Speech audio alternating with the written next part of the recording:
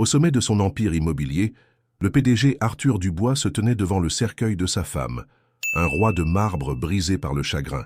Il était convaincu que sa mort n'était qu'un tragique accident, une cruelle fatalité. Mais le silence glacial de la cathédrale fut soudainement déchiré par la voix d'un jeune garçon venu de la rue. Pointant du doigt non pas un ennemi, mais l'homme juste derrière Arthur, son meilleur ami, il cria des mots qui firent trembler les vitraux. « L'assassin est derrière vous !» Arthur, aveuglé par la rage, ordonna qu'on le chasse. La foule murmura, choquée par l'audace de l'enfant, jusqu'à ce que ces murmures se transforment en un silence surnaturel. Ce n'est que la partie visible de l'iceberg.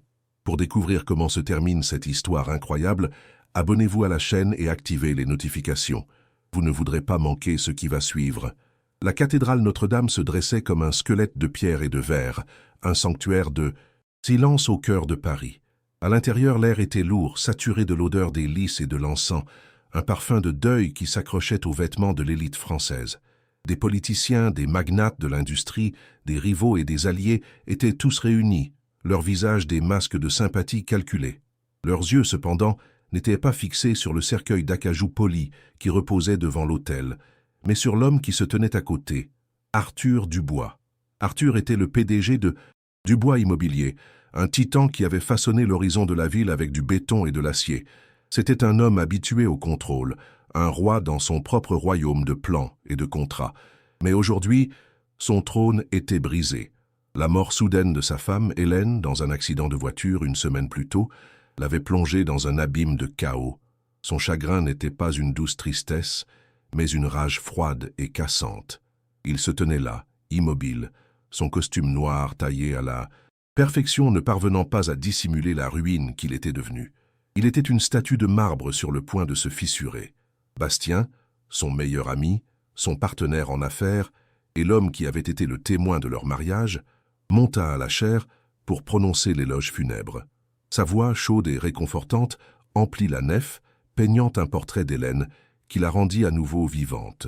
Il parla de son rire, de sa passion pour l'art, de la façon dont elle était la seule lumière capable de percer l'armure d'Arthur. Arthur écoutait, chaque mot étant un coup de marteau sur son cœur gelé. Il ne pleurait pas. Les rois ne pleurent pas en public. Ils se contentent de saigner à l'intérieur.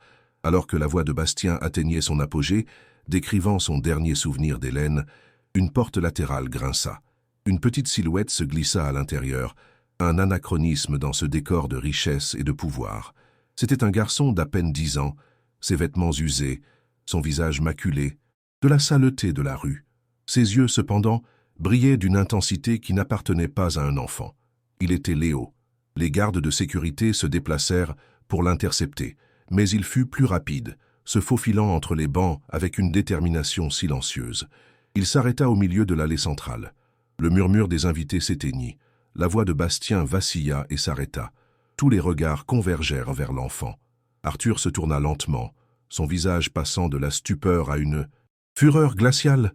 Comment osait-on? Comment cette chose osait-elle souiller ce moment sacré? La voix de Léo, claire et étonnamment forte, résonna dans le silence. Il ne regardait pas Arthur. Il fixait Bastien, qui se tenait à la chaire, juste derrière le veuf. « Ne le croyez pas, dit le garçon.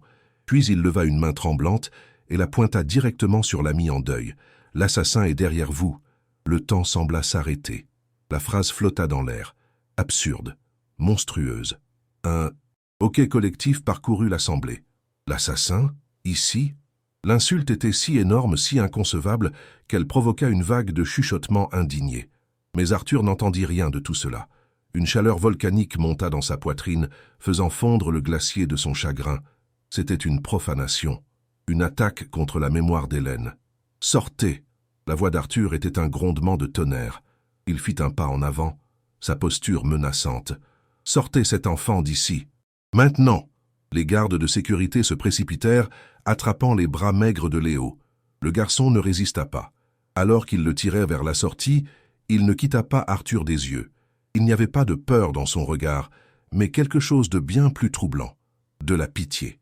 Juste avant de disparaître par la porte, Léo cria une dernière fois, ses mots s'accrochant à Arthur comme des griffes. « Demandez-lui pour la lumière. » Le garçon était parti.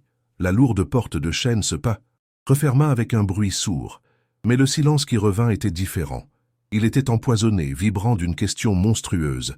La cérémonie était ruinée, l'atmosphère de deuil solennel irrévocablement brisée.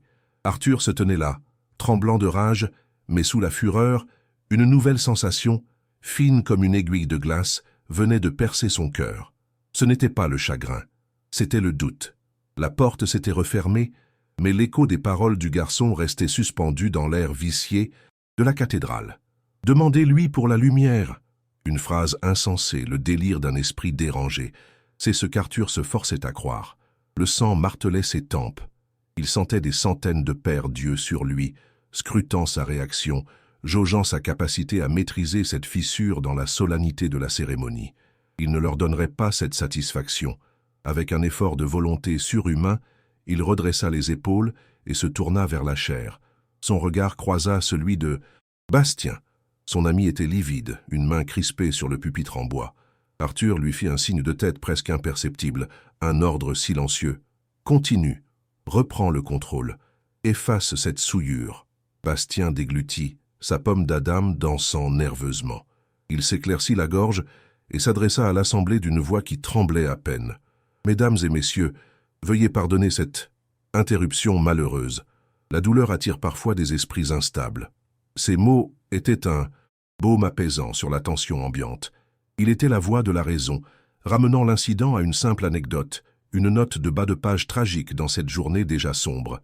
Il conclut rapidement son éloge funèbre, ses dernières phrases se perdant dans le soulagement collectif des invités. La cérémonie reprit son cours. Un organiste entama une fugue de Bach, les notes profondes et mélancoliques montant vers les voûtes gothiques, une tentative de purifier l'atmosphère. Arthur se sentit à nouveau maître de la situation. L'incident était clos. Le garçon n'était qu'un moustique écrasé et oublié. Il se reconcentra sur le cercueil de sa femme, essayant de retrouver le fil de son deuil ordonné. C'est à ce moment précis que cela se produisit. Alors que la dernière note de l'orgue vibrait et s'éteignait dans le silence, un changement subtil se fit dans la lumière. Un seul rayon de soleil, d'un blanc doré et d'une pureté surnaturelle, perça le vitrail le plus haut de la nef. Ce n'était pas un simple rayon de soleil. C'était une lance de lumière, nette et précise, qui coupait à travers les volutes de fumée d'encens comme une lame. Elle descendit lentement, défiant les lois de la perspective, et vint frapper une cible unique avec une précision infaillible, le couvercle d'acajou du cercueil d'Hélène. Le bois poli s'enflamma d'une lueur chaude, comme s'il était éclairé de l'intérieur. Les particules de poussière en suspension dans le faisceau se mirent à danser, transformées en une cascade de diamants. Un silence total, bien plus profond et lourd que le précédent, tomba sur la cathédrale. Les murmures cessèrent. La toux fut étouffée. Le son d'un livre de cantiques glissant des mains d'un invité et heurtant le sol en pierre résonna comme une explosion. Les gens se levèrent à moitié de leurs bancs, les yeux écarquillés, leur visage passant de la curiosité au choc, puis à une stupeur mêlée de crainte. C'était impossible. C'était un miracle silencieux et terrifiant. Arthur, le plus proche de tous, sentit la chaleur de la lumière sur son visage. Il recula d'un pas, protégeant ses yeux de son éclat aveuglant. Quand il baissa la main, son souffle se coinça dans sa gorge. Le cercueil de sa femme, l'objet de sa plus grande douleur, brillait d'une beauté d'un autre monde, et les mots du garçon lui revinrent en mémoire, non plus comme une accusation, mais comme une prophétie. Demandez-lui pour la lumière. Son cœur, qui avait été une pierre de glace pendant une semaine, se mit à battre avec une violence douloureuse. Il tourna la tête vers Bastien. Son ami se tenait figé, le visage plus blanc que le marbre de l'autel. Ses yeux n'étaient pas fixés sur le cercueil, mais sur Arthur. Et dans ce regard, Arthur ne vit pas de l'émerveillement. Il vit une lueur de panique pure. Le rayon lumineux persista pendant 10 longues secondes, un moment suspendu hors du temps. Puis, aussi soudainement qu'il était apparu, il s'évanouit. La cathédrale fut replongée dans sa pénombre solennelle, rendant l'obscurité encore plus oppressive qu'auparavant. Le sortilège était rompu. La cérémonie se termina dans la confusion. Les invités vinrent présenter leurs condoléances à Arthur, mais leurs mots étaient vides, leurs poignées de main distraites. Leurs yeux ne cessaient de lancer des regards furtifs vers le cercueil, puis vers lui, comme s'il était désormais le gardien d'un secret divin. Il serra les mains, hocha la tête, jouant son rôle de veuf accablé, mais Son esprit était ailleurs.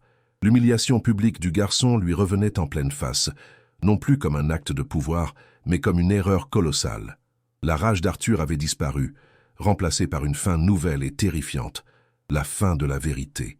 Et il savait, avec une certitude qui lui glaçait le sang, que seul le garçon des rues qu'il venait d'humilier pouvait la lui offrir. Le cortège funèbre avait quitté la cathédrale, emportant avec lui le corps d'Hélène et laissant Arthur seul face au fantôme d'un miracle. De retour dans son penthouse, un sanctuaire de verre et d'acier surplombant la ville, le monde reprit son apparence normale. Le soleil était juste le soleil. La lumière n'était que de la lumière. La raison, le pilier sur lequel Arthur avait bâti son empire, luttait pour reprendre le dessus. C'était une coïncidence, un phénomène optique rare, rien de plus. Les paroles du garçon n'étaient que le fruit du hasard, une chance sur 1 million. Il essaya de s'accrocher à cette explication logique, mais elle glissait entre ses doigts comme du sable. L'image du cercueil incandescent était gravée derrière ses paupières. Et puis, il y avait le regard de Bastien. Ce n'était pas le regard d'un homme qui venait d'assister à un phénomène naturel. C'était le regard d'un homme qui venait de voir un fantôme. Les jours qui suivirent furent un supplice. Arthur annula ses réunions, ignora les appels de son conseil d'administration. Il errait dans l'appartement, silencieux, chaque objet de luxe, chaque œuvre d'art qu'Hélène et lui avaient choisie, semblait se moquer de lui. Son monde, autrefois si solide et prévisible, s'était transformé en un désert de doute. Le sommeil lui échappait, remplacé par des nuits blanches à fixer le plafond, l'esprit tournant en boucle sur 2 mots, la lumière. Incapable de supporter l'incertitude, il fit ce qu'il avait toujours fait face à un problème. Il y jeta de l'argent et des hommes. Il convoqua son chef de la sécurité, Moreau, un ancien policier efficace et dénué d'imagination. « Je veux que vous trouviez ce garçon », ordonna Arthur, sa voix rauque par manque de sommeil. Il envoya à Moreau une capture d'écran granuleuse de la caméra de sécurité de la cathédrale. « Je me fiche de comment vous faites. Utilisez tous les moyens nécessaires.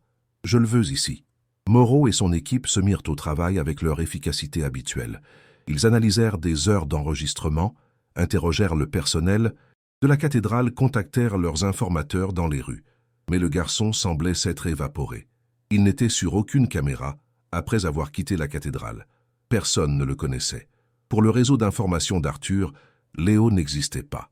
Le rapport de Moreau fut un coup dur pour Arthur. Pour la première fois de sa vie d'adulte, il faisait face à un problème que sa fortune ne pouvait pas résoudre. La frustration se mua en une obsession brûlante. Il refusa les appels de Bastien, qui laissait des messages de plus en plus inquiets. Chaque mot de son ami, autrefois si réconfortant, sonnait désormais faux à ses oreilles. Était-ce de l'inquiétude dans sa voix ou de la peur? Après 3 jours d'attente stérile, Arthur prit une décision qui allait à l'encontre de toute sa nature. Si son monde ne pouvait pas trouver le garçon, il entrerait dans le sien. Il laissa sa forteresse de luxe et descendit dans les rues de Paris.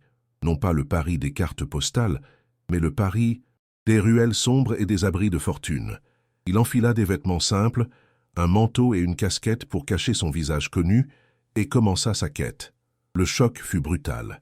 Lui, l'homme qui redessinait des quartiers entiers d'un trait de plume, se retrouvait à naviguer dans un labyrinthe de pauvreté qu'il avait toujours choisi d'ignorer. Il montra la photo de Léo à des visages méfiants dans des soupes populaires, à des silhouettes emmitouflées dans des couvertures sous les ponts. Il reçut des regards vides, des haussements d'épaules, des demandes d'argent. Chaque porte qui se fermait, chaque impasse, ne faisait qu'attiser les flammes de son obsession. Il se sentait comme un étranger dans sa propre ville, un roi en exil dans les bas-fonds de son royaume. Le désert du doute n'était plus seulement dans son esprit, il était tout autour de lui, dans l'indifférence des visages, le bruit incessant de la ville et le silence obstiné qui répondait à sa question. Un soir, alors qu'il était assis dans sa voiture, épuisé et découragé, il était prêt à abandonner. La quête était insensée. Le garçon était parti pour de bon, emportant son secret avec lui. La fatigue et le désespoir pesaient sur lui comme une chape de plomb. Il était sur le point de renoncer, de se noyer dans son doute. C'est alors qu'il le vit. Un simple graffiti sur un mur décrépit, un soleil qui lançait un rayon de lumière, un dessin qu'Hélène faisait sans cesse sur les coins de ses carnets, une flèche à côté, pointait vers l'obscurité d'une ruelle, et dans le cœur d'Arthur, une étincelle d'espoir aussi violente qu'inattendue venait de se rallumer. L'air dans la ruelle était froid et humide, chargé des odeurs de poubelle et de misère. C'était un monde à part, à des années-lumière des avenues haussmanniennes où Arthur menait ses affaires. Il avança prudemment, son cœur battant un rythme irrégulier contre ses côtes. La flèche graffitée le mena à une petite cour intérieure, un îlot de délabrement caché au cœur de la ville. Et là, assis sur un cajot en bois retourné, sous la lumière blafarde d'un unique lampadaire, se trouvait Léo. Le garçon leva les yeux, sans surprise, comme s'il l'avait attendu. Il n'y avait ni peur ni animosité sur son visage, seulement une gravité tranquille qui semblait bien trop vieille pour ses 10 ans. Arthur s'arrêta devant lui, le souffle court, un mélange de soulagement et d'angoisse le submergeant. Les questions se bousculaient dans sa tête, urgentes et chaotiques. Le garçon, commença-t-il, sa voix se brisant. La lumière à la cathédrale. Et ma femme. Comment? Qu'est-ce que tu sais? Il essayait de garder le contrôle, mais sa voix le trahissait, révélant la profondeur de son désespoir. Léo ne répondit pas immédiatement. Il se contenta de lever un doigt et de désigner un grand bâtiment décrépit qui bordait la cour, ses fenêtres comme des yeux vides. On habitait là, avant, dit-il simplement. Ma famille et beaucoup d'autres. Arthur fronça les sourcils, confus. Qu'est-ce que ça a à voir avec... On a tous été expulsés, continua Léo, son ton neutre rendant l'histoire encore plus brutale, pour un nouveau projet, un grand immeuble de luxe. Il marqua une pause, laissant les mots s'installer. Ça s'appelait le projet Lumière. Le nom frappa Arthur comme un coup de poing à l'estomac. Le projet Lumière, son projet phare, le plus ambitieux, celui qui devait couronner sa carrière, et Bastien en était le chef. De chantier. Une sueur froide perla sur son front. Léo poursuivit, sa voix ne faiblissant jamais. Mon père était contremaître sur le chantier. Il a été renvoyé, pas parce qu'il était mauvais, parce qu'il était honnête. Il disait que les délais étaient trop courts, que M. Bastien utilisait des matériaux moins chers pour économiser de l'argent, surtout pour les câbles électriques. Il a dit que tout risquait de prendre feu. Chaque mot était une brique qui s'ajoutait à un mur qui commençait à emprisonner Arthur. Il se souvint des rapports de budget de Bastien, anormalement bas. Il se souvint de sa propre impatience, de la pression qu'il avait mise pour finir le projet avant la fin de l'année. Bastien l'a renvoyé et l'a mis sur liste noire pour qu'il ne retrouve pas de travail, dit Léo. Quelques semaines plus tard, il y a eu un début d'incendie sur le chantier, la nuit. Ils l'ont étouffé, mais mon père avait eu raison. Arthur sentait la nausée monter. C'était une fraude, une affaire de corruption sordide. Mais le meurtre? Où était le lien avec Hélène? Je suis désolé pour ton père, dit-il, sa voix à peine un murmure. Mais ma femme, qu'est-ce qu'elle a à voir là-dedans? Léo leva enfin les yeux et les plongea dans ceux d'Arthur. Le regard du garçon n'était plus celui d'un enfant, c'était celui d'un prophète ou d'un juge. Votre femme l'a découvert, dit Léo. Hélène. Elle était la marraine d'une association de quartier. Elle a entendu les histoires des familles expulsées. Elle a trouvé mon père. Il lui a tout raconté, il lui a donné les copies de ses rapports, les preuves des matériaux défectueux. Le monde d'Arthur bascula. Des fragments de conversations récentes avec Hélène lui revinrent en mémoire. Des souvenirs qu'il avait balayés avec impatience. Hélène s'inquiétant que Bastien prenne des raccourcis. Hélène lui disant que le projet Lumière lui semblait bien sombre. Il lui avait dit de ne pas s'en faire, de lui laisser les affaires. Le sang quitta son visage. Il comprit. Ce jour-là, dit Léo, sa voix devenant presque un souffle, le jour de l'accident, elle allait le voir. Elle a appelé Bastien. Elle lui a dit qu'elle avait les preuves et qu'elle venait le confronter. Elle a dit qu'elle voulait tout mettre en lumière. Le mot explosa dans l'esprit d'Arthur, pulvérisant ses derniers remparts de déni. L'accident, l'avertissement du garçon, la lumière sur le cercueil, tout était lié. Ce n'était pas un miracle, c'était un message. Hélène, piégée par l'homme qu'il considérait comme un frère, avait été réduite au silence.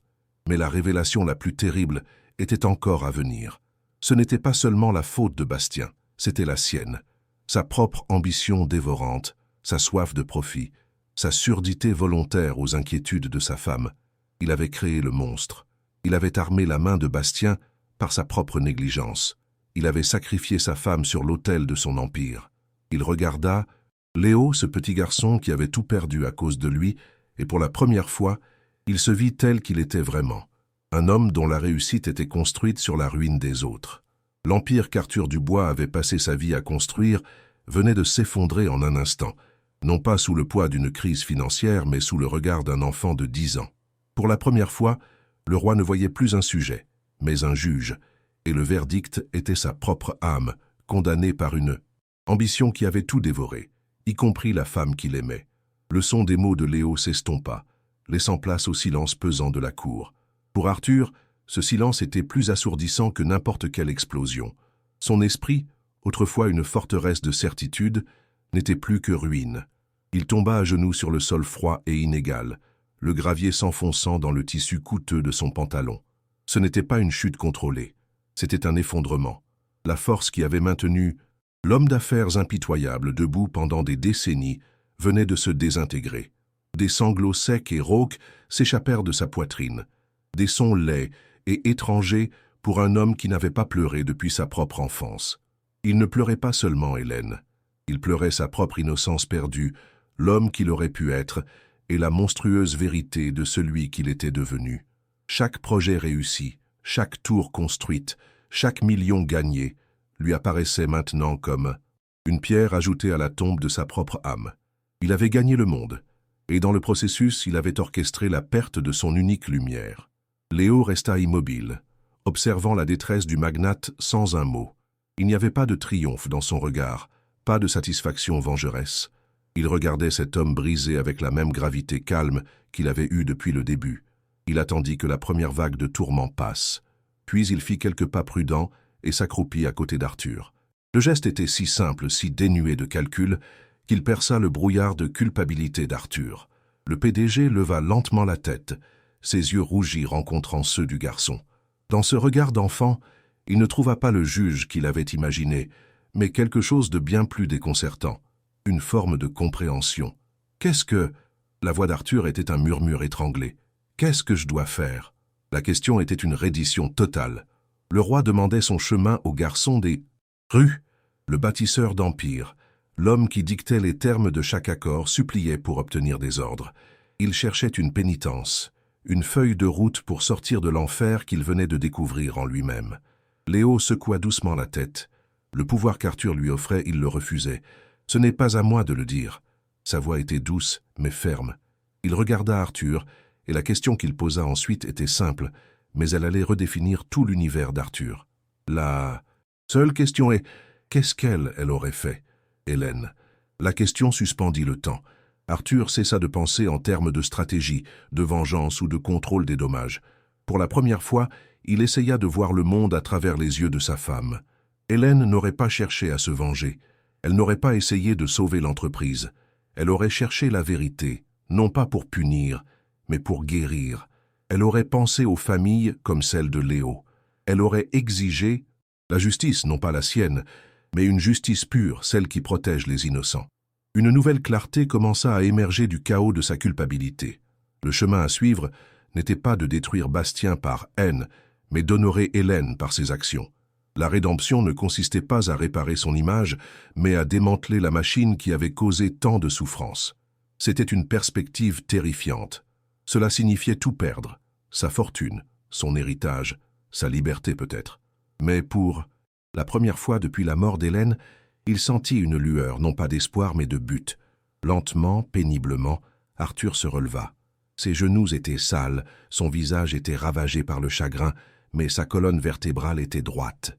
Il n'était plus le roi sur son trône, mais il n'était plus non plus l'homme rampant dans la poussière. Il regarda Léo, et pour la première fois, il vit l'enfant non pas comme un messager ou un juge, mais comme un guide. « Merci », dit-il. Le mot lui parut insuffisant, presque absurde, mais il était sincère. En quittant la ruelle, Arthur n'était plus un roi en quête de vengeance, mais un pénitent en quête de rédemption. Il savait ce qu'Hélène aurait fait, et la pensée lui donnait une force qu'il n'avait jamais connue.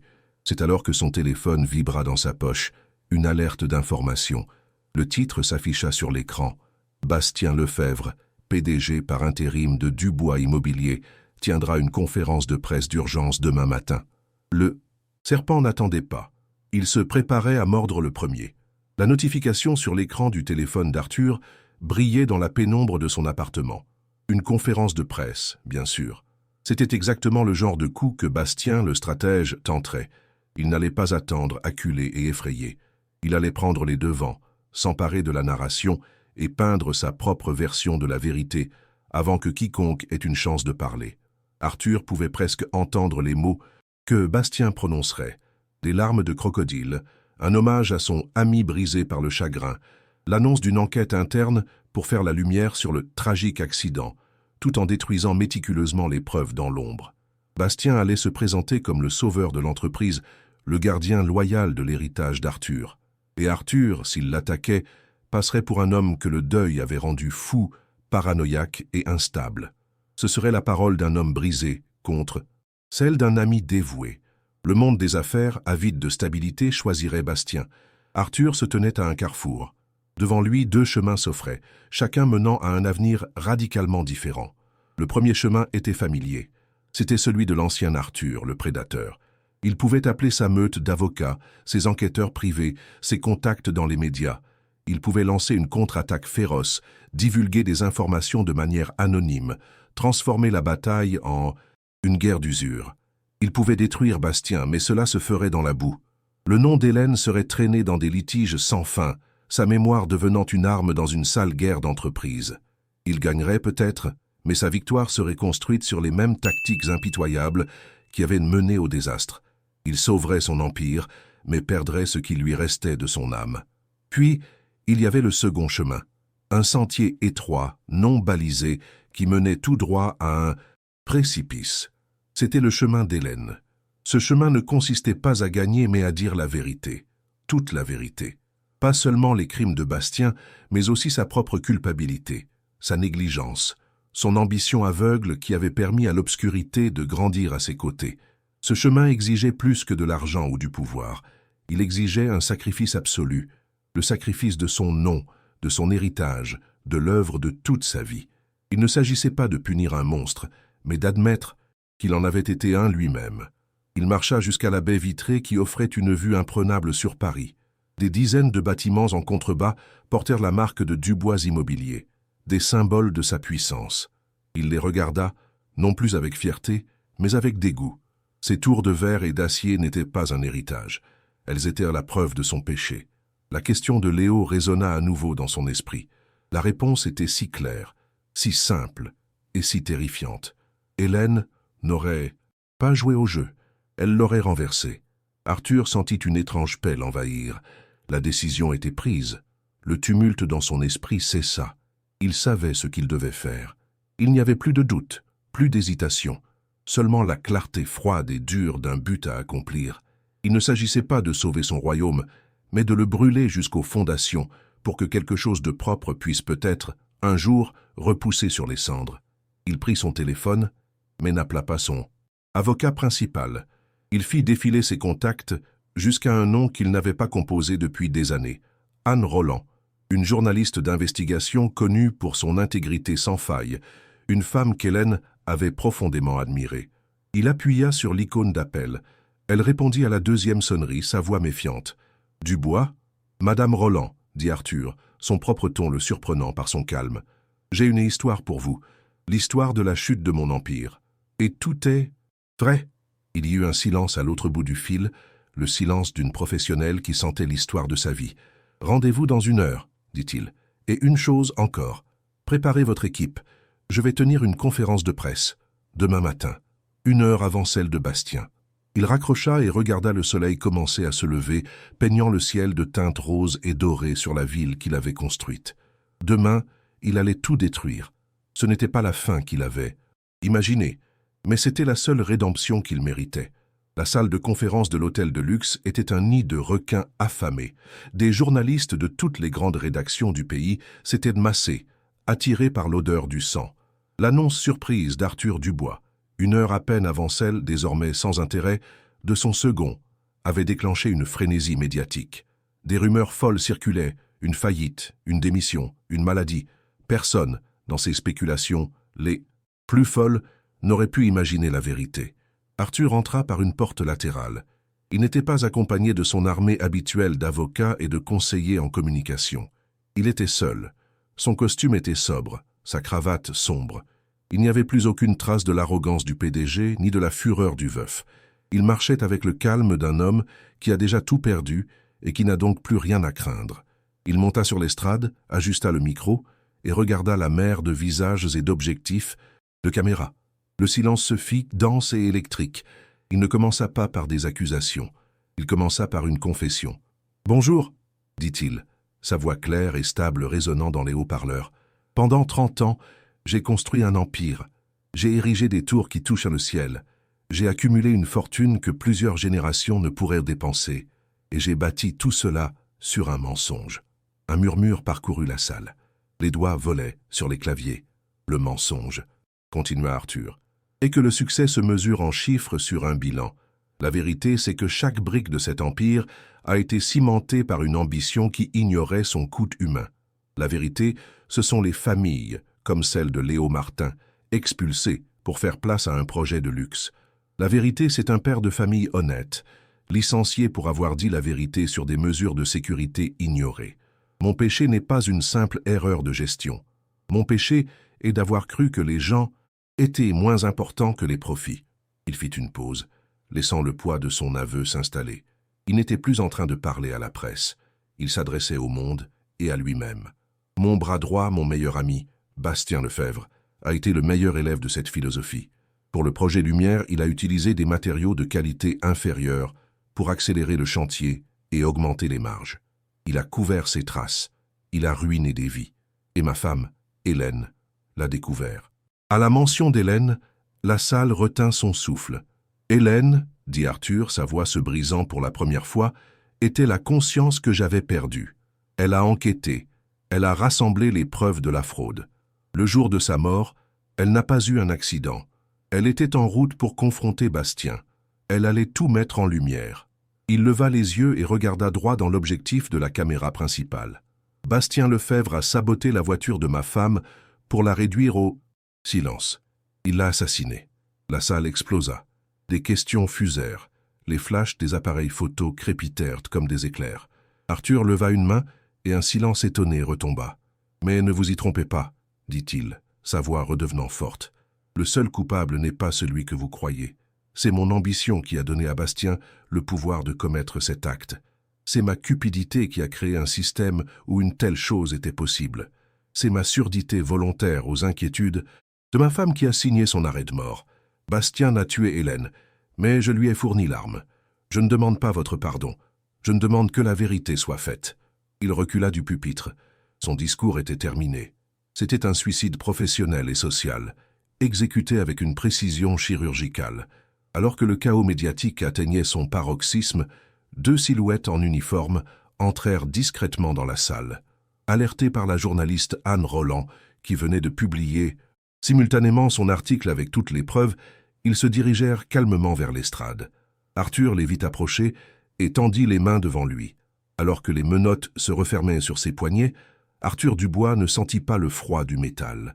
Pour la première fois depuis des années, il sentit le poids insupportable de son empire, de ses mensonges et de sa culpabilité se soulever de ses épaules. Il avait tout perdu, sa fortune, sa réputation, sa liberté, mais en sortant de la salle, sous les tirs nourris des flashs, il se sentait enfin léger. Le sacrifice était complet. La libération venait de commencer. La porte de la cellule de détention provisoire se referma avec un bruit métallique final, enfermant Arthur dans un silence total. La pièce était petite, grise et anonyme, un simple banc de béton, des murs nus. C'était la négation absolue de tout ce qu'avait été sa vie.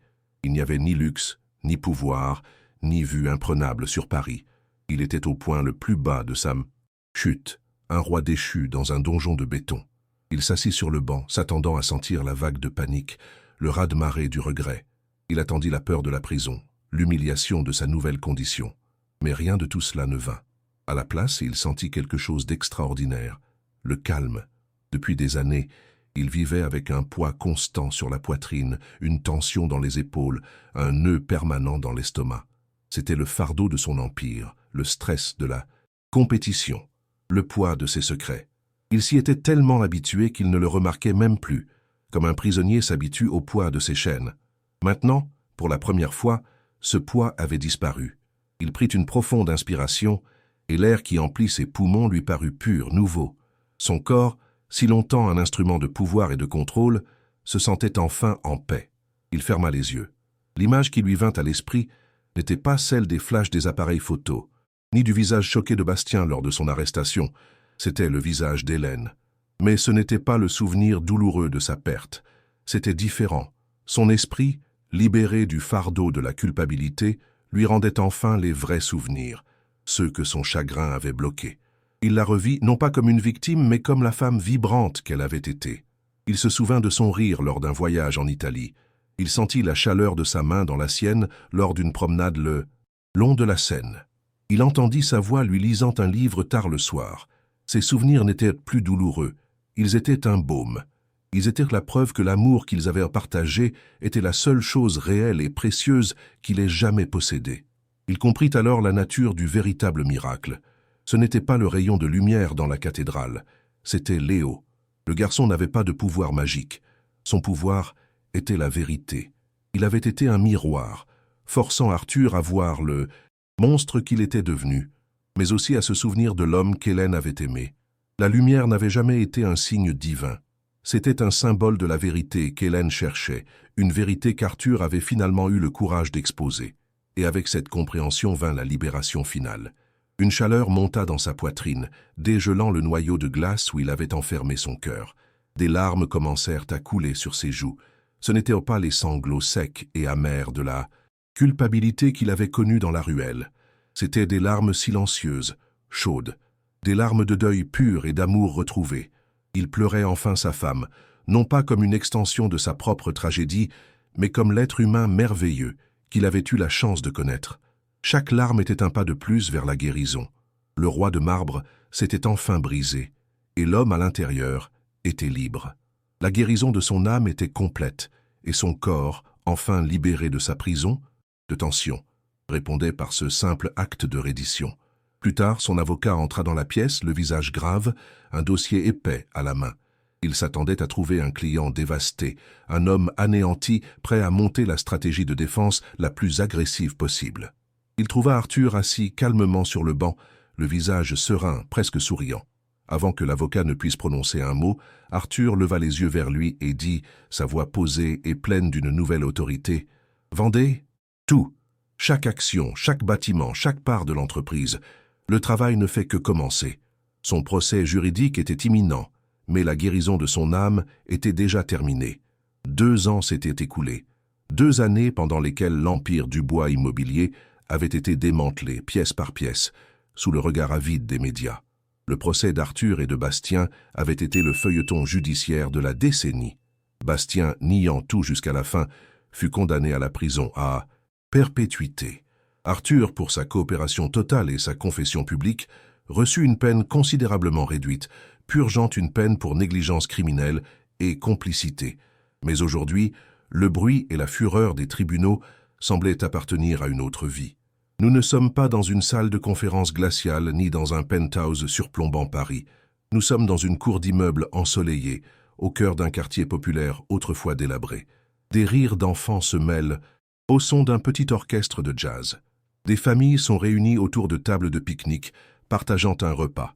C'est l'inauguration du premier bâtiment de la Fondation Hélène Dubois. Au milieu de la foule, un homme aux cheveux poivre et sel, vêtu d'une simple chemise et d'un pantalon de toile, aide à servir des boissons.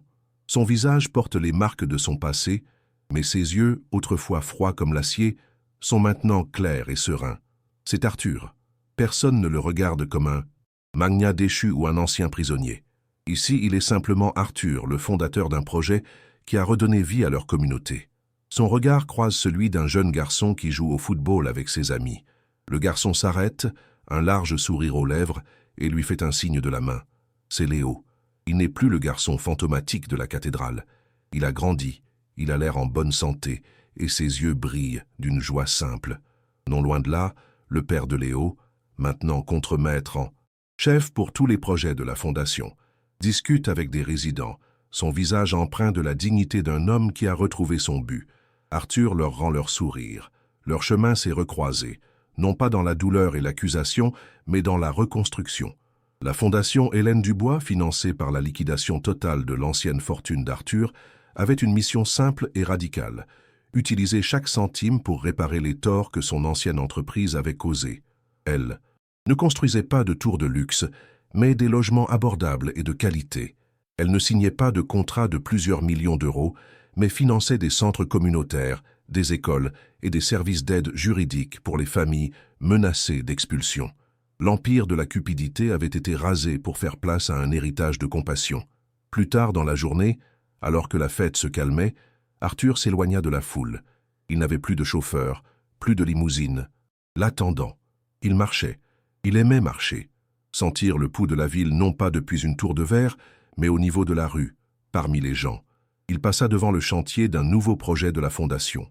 Il s'arrêta un instant, regardant les fondations solides qui étaient en train d'être posées. Il ne construisait plus pour atteindre le ciel, mais pour ancrer les gens à la terre, pour leur donner la sécurité qu'il avait autrefois arrachée à tant d'autres. Il leva les yeux vers le ciel. Le soleil de fin d'après-midi baignait la ville d'une lumière chaude et dorée. La lumière. Elle n'était plus un mystère ou un présage. Elle était simplement la beauté d'un nouveau jour, la promesse d'un nouveau départ. Arthur Dubois avait tout perdu. Son trône, sa couronne, son royaume. Mais ici, marchant en homme libre sous le ciel ouvert, il avait enfin tout gagné. La paix, un but, et la rédemption silencieuse qui vient non pas en construisant des empires, mais en reconstruisant une seule âme, la sienne. Si vous avez aimé cette histoire, n'oubliez pas de vous abonner à la chaîne pour voir plus de vidéos passionnantes comme celle-ci. Laissez votre like pour nous soutenir et activez les notifications pour ne rien manquer. Cela nous aide à continuer de créer le meilleur pour vous. À la prochaine vidéo.